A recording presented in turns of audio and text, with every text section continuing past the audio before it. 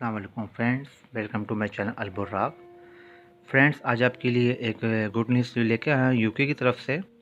और यूके की तरफ से गुड न्यूज़ ये है कि यूके ने रेड लिस्ट से पाकिस्तान को निकाल दिया है। अब 22 सितंबर से हर पाकिस्तानी ट्रैवल कर सकेगा यूके के लिए विदाउट क्वारंटीन, डायरेक्ट फ्लाई कर सकेगा और विदाउट क्वारंटीन एंटर हो सकेगा यूके के अंदर। ये एक बिग न्यूज़ है और इस न्यूज़ का लिंक डिस्क्रिप्शन में दे दूँगा।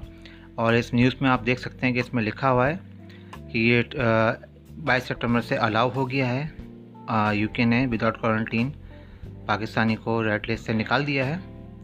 ये इस न्यूज़ की पूरी जो है वो बाकी और कंट्रीज़ भी इसमें शामिल हैं। Sri Lanka, Oman, Bangladesh, Kenya, Turkey, Maldives, ये भी एंटर हो सकते हैं without quarantine.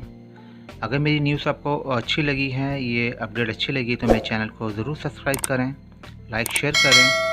Thanks for watching. अल्लाह हाफिज़।